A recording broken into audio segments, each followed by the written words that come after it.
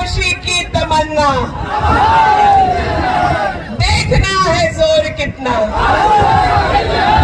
बहुत बहुत धन्यवाद, आभार। घंटों से आप लोग इस सभा में आप लोग पहुंचे रहे और इस मंच पर गणमान्य सभी नेतागण का भी मैं धन्यवाद आभार करती हूँ कि आप लोगों ने इतना इंतजार किया और जो मेरी जवाबदेही थी इस मंच को संभालने का, उसका भी आप लोगों ने निर्वहन किया। मैं महगामा की धरती पर आप लोगों के तरफ से अपनी बहन राष्ट्रीय नेता जिन्होंने बताया आपको कि 30 साल का उनका संघर्ष है, NSUI youth Congress, senior Congress, महिला कांग्रेस करते हुए आज वो महगामा आई है। मुझे कितनी खुशी है मैं उसको शब्दों में बयान नहीं कर सकती हूँ। आपका बहुत बहुत धन्यवाद अलका जी। आप इस 2 घंटे के कार्यक्रम में आने के लिए आपने अपना 3 दिन का समय दिया है। आप कल देवघर आ गई, आज महगामा आई और फिर कल वापस जा पाएंगी दिल्ली अपने व्यस्त कार्यक्रम में। मैं आपका यह ऋण कभी नहीं भूलूंगी, आपने बहुत समय दिया। मैं आप लोगों की तरफ से स्वागत करना चाहूंगी हम लोगों के सीनियर ऑब्जर्वर, छत्तीसगढ़ के पूर्व प्रदेश अध्यक्ष, पूर्व मंत्री आदरणीय श्री मोहन मरकाम जी का, मंच पर उपस्थित हमारे भाई आरजेडी के पूर्व विधायक रामविलास पासवान जी का, जो आज ही नहीं पिछले सभा में भी हम लोगों के यहाँ आए थे और मेरा हौसला अफजाई किया था और तेजस्वी जी का संदेश लेकर के आए थे। मैं मंच पर स्वागत करना चाहूंगी आदरणीय मंसूर भाई का, जो चलना धुरैया से चलकर आए हैं और इस इलाके के लिए वो पहचान के मोहताज नहीं। महगामा प्रखंड के हर घर से इनका रिश्ता है, कोई ना कोई उनका सगा संबंधी हम लोगों के इलाके में है। मंच पर उपस्थित बहुत ही सम्मानित हमारे छोटे भाई अवधेश प्रजापति जी, जो सिर्फ कांग्रेस के संगठन के ही उपाध्यक्ष नहीं बल्कि अति पिछड़ा वर्ग के राष्ट्रीय उपाध्यक्ष है और आप लोगों के बीच है। और मुझे ये जो 50,000 के वोटों से हाथ उठाने वाली बात हो रही है, उसमें तो सबसे ज्यादा जिम्मेदारी अवधेश प्रजापति जी ने अपने हाथों में लिया है कि वो अपने परिवार के बड़े संख्या में जो हम लोगों के क्षेत्र में है उनको जोड़ेंगे। मंच पर बहुत अन्य सभी सम्मानित जो गेस्ट है, मेरी बहन दोस्त पिछले साल भी पिछले नॉमिनेशन में भी यहाँ उपस्थित थी, फातिमा जी का मैं बहुत धन्यवाद दूंगी कि आप न सिर्फ नॉमिनेशन में बल्कि पिछले चुनाव में मुझे जिताने में बहुत बड़ा योगदान दिया। मंच पर उपस्थित सभी महागठबंधन के नेतागण, वरिष्ठ पदाधिकारीगण, सबका मैं स्वागत करती हूँ और धन्यवाद करती हूँ। सामने मंच के मेरे परिवार के सभी सदस्य हैं, हमारे बड़े बुजुर्ग हैं, हमारी माँ बहनें हैं, हमारे छोटे भाई बहन हैं, मीडिया के साथीगण हैं और आसपास के तीनों प्रखंड से, बल्कि बसंत राय से भी मुझे फोन आ रहा था, गोड्डा, देवघर, कई जिलों से आज यहाँ पहुंचे हुए हैं। खुर्शीद भाई यूथ कांग्रेस के तो दूर प्रदेश से आए हुए हैं। लेकिन इस मंच पर सबसे पहले मैं इस परिवार के मुखिया रहे कभी हमारे बहुत ही आदरणीय ससुर जी, पिताजी आदरणीय श्री अवध बिहारी सिंह जी का मैं प्रणाम करती हूँ, उनका आभार व्यक्त करती हूँ कि जो जगह आपने जनता के दिलों में बनाया उसी का ये नतीजा है कि आज जो मान सम्मान मुझे मिलता है और जो हर दिन बढ़ता जा रहा है, वो आपके राजनीतिक पहचान और चरित्र की वजह से ही मुझे मिल पाया है। मैं आपका तहे दिल से आभार व्यक्त करती हूँ। बहुत बातें यहाँ पर हुई, भाजपा के सारे कारनामा का पोल आदरणीय अलका जी ने, आदरणीय मोहन मरकाम जी ने, सबने खोला और हम लोग तो रोज ही पढ़ते हैं। हर दिन जब हम विपक्ष में थे और संघर्ष कर रहे थे तो हम लोगों ने जनता के पास जा जा करके एक एक चीजों को बताने का काम किया। मैं यहाँ बहू बन करके आई और कब आप लोगों ने अपने प्रेम और बेटी बना दिया ये पता ही नहीं चला। मैं आप लोगों को हाथ जोड़ करके इस बात के लिए धन्यवाद देना चाहती हूँ कि महगामा के लोगों ने, मेरे परिवार ने मुझे जो जगह दी है उसको शब्दों में भी नहीं बयान कर सकते हैं, और पूरा जीवन आप लोगों की सेवा करेंगे तो भी वह पूर्ण नहीं होगा। विधायक आप लोगों ने बनाया तब मैंने यही प्रयास किया कि आपको अगर रात के 1 बजे भी फोन करके हमारी जरूरत पड़े तो हमने उस कॉल को उठाया। आपके परिवार में कोई बीमार रहा हो या अन्य किसी परेशानी में आप पड़े हो तो आपको मेरा फोन हमेशा उठता हुआ मिला, और लगातार आपकी समस्याओं का हम लोगों ने निदान करने का प्रयास किया। मैंने अकेले नहीं किया, ये महागठबंधन के हमारे छोटे भाई बहन जो युवा कार्यकर्ता के रूप में है, उन्होंने कोविड के समय विधायक बने हम लोग, उसके बाद ये वैश्विक महामारी जो आई उसने 2 साल हम लोगों का समय लिया, लेकिन उस वक्त जो हम लोगों के परिवार में एकता हुई वो इस वजह से हुई कि हमारे पूरे महागठबंधन के और खास करके यूथ कांग्रेस के जो साथी हैं हमारे, उन्होंने ये जिम्मेदारी ली कि हमारा कोई भी श्रमिक भाई बहन देश के किसी भी कोने में होगा उसको हम लोग सुरक्षित लेकर के आएंगे, और हम लोगों ने वो किया। वो देश के किसी कोने में हो, चाहे वो असम में हो, छत्तीसगढ़ में हो, मध्य प्रदेश में हो, गुजरात में हो, महाराष्ट्र में हो, दिल्ली में हो, अगर हमारे परिवार के उस सदस्य को राशन की जरूरत पड़ी, अन्य दवाइयों की जरूरत पड़ी, और जब जरूरत पड़ी कि उसे घर से लेकर के बाहर से लेकर के घर लाना पड़े, तो आदरणीय मुख्यमंत्री जी ने चप्पल पहन के श्रम करने वाले को हवाई जहाज में भी बिठा करके लाने का काम किया। 5 साल में जो काम हुआ वो आप सब लोगों के समक्ष रखना मैं अपना दायित्व समझती हूँ कि आज जब दोबारा आप लोगों की अदालत में हम पहुंचे तो 5 साल में क्या हम लोगों ने और हमारे महागठबंधन की सरकार ने काम किया है वो आपके सामने होना चाहिए।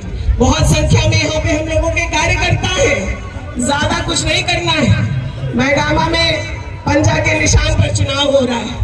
मैं आरजेडी और जो जेएमएम पार्टी के जो भी कार्यकर्तागण है, पदाधिकारीगण हैं, मैं उनसे कहना चाहूंगी कि जब आप पंजा लेकर के जा रहे होंगे तो सिर्फ 5 काम ही अगर आप गिनाएंगे, वो चाहे सर्वजन पेंशन हो, याद है ना कैसे बूढ़े बुजुर्गों को लाइन लगना पड़ता था और सालों इंतजार होता था। हम लोग जाते थे गांव में तो बोलते थे बूढ़े बुजुर्ग कि कब मिलते पेंशन, और जब हम लोग बढ़ते थे आगे तो पीछे से ये भी सुनने को मिलता था कि मर जाएंगे तब मिलेगा पेंशन।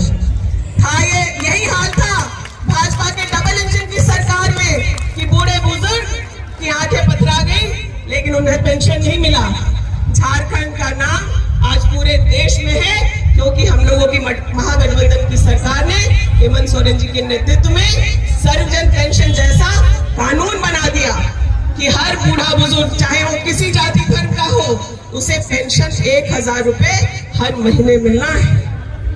राज्य सरकार इसके लिए कटिबद्ध है कि हर बुजुर्ग को, आज भाजपा प्रपंच फैलाना चाहती है, दिल्ली से पैसा रोकती है और उसके बाद ये फैलाती है कि झारखंड की सरकार महिलाओं को पैसे दे रही है और बुजुर्गों का बंद करेगी। लेकिन मैं अपने बूढ़े बुजुर्गों को आश्वस्त करना चाहती हूँ कि आपको जो लाठी, जो सहारा महागठबंधन की सरकार ने दिया है वो आपसे कभी कोई नहीं छीन पाएगा। दूसरी योजना पंजा के दूसरी उंगली की अगर आप बात करें और आप जनता के बीच जब जाएंगे, और हम जब जनता के बीच खड़े हैं तो भी हम लोग अपने अबू आवास योजना की बात करेंगे। प्रधानमंत्री आवास इस राज्य में बंद कर दिया गया। 8 लाख मकान जो गरीबों के बनने थे उसको बंद करके प्रधानमंत्री मोदी जी खुश हो रहे थे कि झारखंड के सरकार की बदनामी होगी कि प्रधानमंत्री आवास नहीं बन रहा है। लेकिन हेमंत है तो हिम्मत है। अब वो आवास आज ऐसी हालत है कि कोई प्रधानमंत्री आवास लेना नहीं चाहता।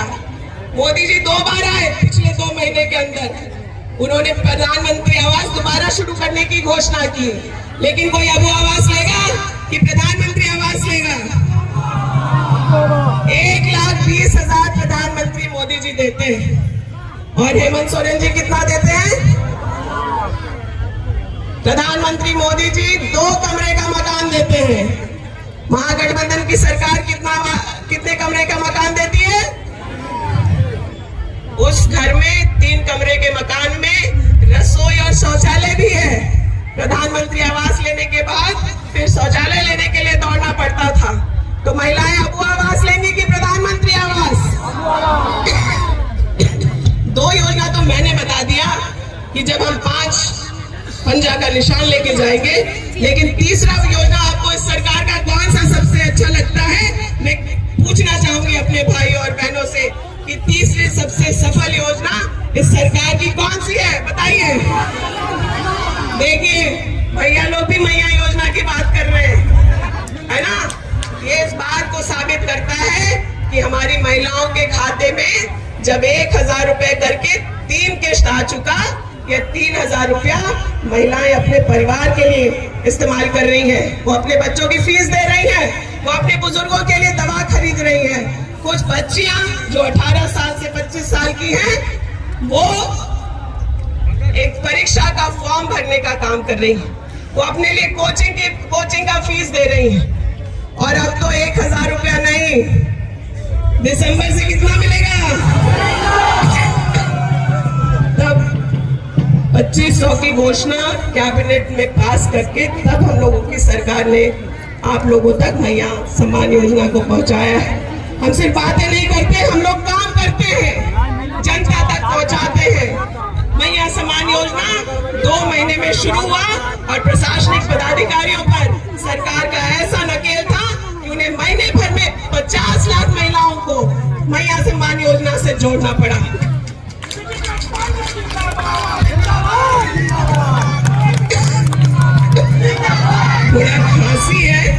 थोड़ा खांसी है, लेकिन बात मैं अपनी पूरी करूंगी। चौथा योजना कौन सा है सबसे हिट?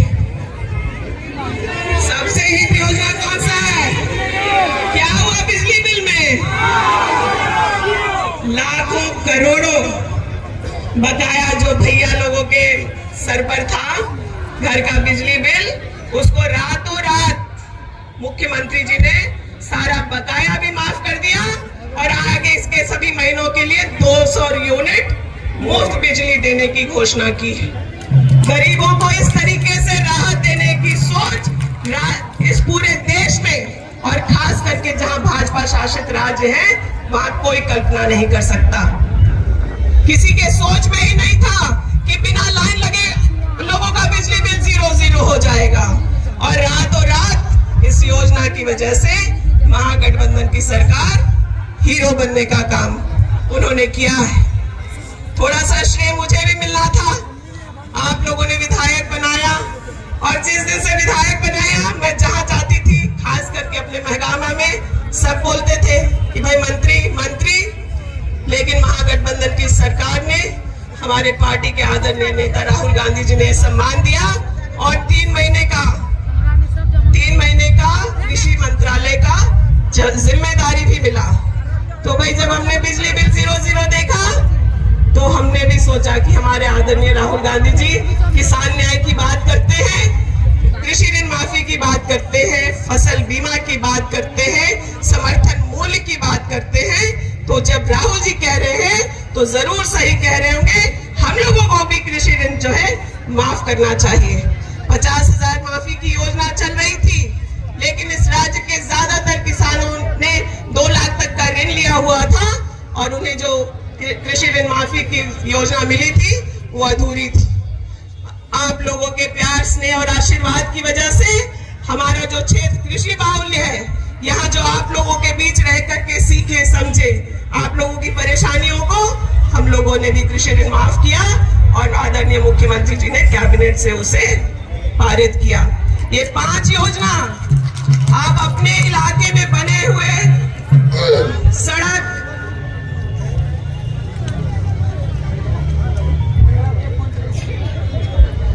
चेक डैम और भौरा बराज हो, डिग्री कॉलेज हो, 1 डिग्री कॉलेज शुरू हो गया ठाकुर गंगटी के बस्ता पर, जहां लोग धर्म की राजनीति करना चाहते थे, जहां सांसद और पूर्व मुख्यमंत्री आकर के लड़ाई लगाना चाहते थे।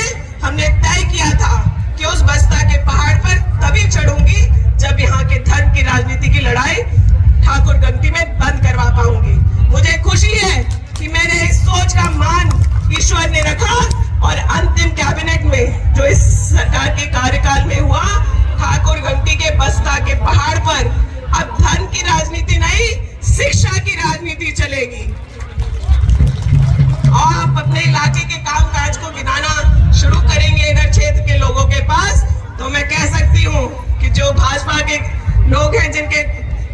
में कोई भाजपा का भी है, उनके परिवार का अन्य सदस्य जो है वो भी महागठबंधन को वोट देगा। बहुत सारे भाजपा के कार्यकर्ताओं ने अपनी पत्नियों को भेजा, अपनी बहनों को भेजा पंचायत भवन कि भाई तुम भी मैया सम्मान का जो है लाभ लेने का काम करो। हो सकता है वो चुपचाप जो है वो भी इस बार हाथ साफ ही करेंगे। क्या लगता है आपको? हर किसी का दरवाजा खटखटाना है, हर किसी का दरवाजा खटखटाना है, और जो खटाखट मैया सम्मान में हुआ है उसका पूरा लाभ अगर कोई वोट के माध्यम से लेगा तो हम लोगों के महागठबंधन की सरकार को मिलना चाहिए। ये प्रण करके हम लोगों को यहाँ से जाना चाहिए। ज्यादा लंबी बात न करते हुए ये पिछले कामों का ब्यौरा मैंने आपको दिया है। लोग पूछेंगे कि आगे क्या करेंगे, और सवाल होना भी चाहिए। मैं सवाल इसलिए चाहती हूँ कि मेरे 5 साल में मुझे क्या करना है उसका खाका चुनाव में जाने से पहले तय कर लेना है। इस बार जब आप लोग आशीर्वाद स्नेह प्यार दे करके विधानसभा तक भेजेंगे तो मैं आपको वादा करती हूँ कि महगामा में शिक्षा और स्वास्थ्य की सेवाएं और बेहतर होंगी। 50 बेड का अस्पताल आप लोगों के लिए बना करके तैयार कर दिया है हम लोगों ने। 300 बेड अस्पताल जिसकी जवाबदेही केंद्र सरकार को बनाने की थी, डबल इंजन की सरकार को बनाने की थी। मैंने सुना भाजपा के प्रत्याशी टीवी पर इंटरव्यू दे रहे हैं कि अस्पताल ये नहीं बनता तो अच्छा होता, लेकिन अगर ये बन रहा है तो ये गलत हो रहा है। आप भी वो देख लीजिएगा इंटरव्यू कि किसी व्यक्ति की सोच क्या है। आप कह रहे हैं कि कहां से आएंगे डॉक्टर और काम करने वाले लोग। अरे यहीं के बच्चे डॉक्टर बनेंगे, यहीं के बच्चे पैरामेडिकल की पढ़ाई करेंगे, और इस 300 बेड को जो संचालन है वो हमारे महगामा के बच्चे करेंगे। उन्हें रोजगार के अवसर मिलेंगे और उनकी शिक्षा पूरी होगी। वो कह रहे हैं यहाँ मेडिकल कॉलेज पहले खुल जाना चाहिए था, उसकी घोषणा हो जानी चाहिए थी, तब अस्पताल की शुरुआत होगी। जब तक अस्पताल बनकर के तैयार होगा आप चिंता न करें अशोक भगत जी, यहाँ पर मेडिकल कॉलेज भी होगा, लॉ कॉलेज भी होगा और इंजीनियरिंग कॉलेज के भी बात होगा। सबसे ज्यादा अगर हम लोगों के पास कोई आता है और उसके चेहरे पे, किसी युवा के चेहरे पे थोड़ी भी उदासी हम लोग देखते हैं, जिन्होंने मोदी जी के 2 करोड़ के वादे नौकरियों के सुन करके हताश हुए हैं, और आज ऐसी स्थिति कर दी है देश में कि 45% तक बेरोजगारी चली गई है। झारखंड सरकार में जब से हम लोग आए हैं तब से परीक्षाएं करा करके नियुक्ति देने का काम किए हैं, लेकिन वो पर्याप्त नहीं है। हमें अपने विधानसभा में ऐसे रोजगार के अवसर बनाने पड़ेंगे ताकि हमारे युवाओं के चेहरे पे निराशा ना हो। मैं अपने युवा साथियों से, अपने छोटे भाई बहनों से कहना चाहूंगी कि यह 5 साल मैं आपके लिए रखती हूँ, आपके शिक्षा के अवसर, आपके रोजगार के अवसर के लिए इस नए महगामा में काम होगा। नया महगामा कहाँ है पूछते हैं सब, सोशल मीडिया पे चल रहा था, कुछ पत्रकार भी पूछते हैं कि ये नया महगामा क्या है भाई। मैं उनसे कहना चाहती हूँ, नजर दौड़ाइए, ये है नया महगामा जहाँ हर धर्म, हर जाति, हर वर्ग, महिला हो पुरुष हो, वो मिलजुल कर रहते हैं। यहाँ इस नए महगामा में राजनीति की कोई जगह नहीं है। नए महगामा में अस्पताल बन रहे हैं, डिग्री कॉलेजें चल रही हैं और सिंचाई की व्यवस्था दुरुस्त की जा रही है। यहाँ के किसानों को पहले 1100 रुपए धान का मूल्य मिलता था। नए महगामा में किसानों को आज जो फसल लहला रहा है खेत में, उसका समर्थन मूल्य 2350 रुपए से शुरू होकर 2450 रुपए तक इस साल मिलने का काम होगा। ये है नया महगामा। मेरी सबसे बड़ी उपलब्धि, मैं आप लोग से कहना चाहूंगी कि मेरी सबसे बड़ी उपलब्धि इन 5 सालों में ये है कि हम सब लोग बहुत अमन शांति से, बहुत प्रेम से मिलजुल करके रहे। नहीं तो मुझे पता है और आपको भी पता है कि चुनाव के 1 साल होने को नहीं होता था, मंदिर मस्जिद की लड़ाई, धर्म की लड़ाई, एक दूसरे से जाति की लड़ाई शुरू कराने का काम भाजपा के लोग कर देते थे। मैं आप लोग को धन्यवाद देना चाहूंगी कि ऐसे कोई मौके भाजपा ने फिर बनाने की कोशिश की, लेकिन आप सब भाई बहनों ने मुझे इस अमन चैन को कायम रखने में सहयोग किया।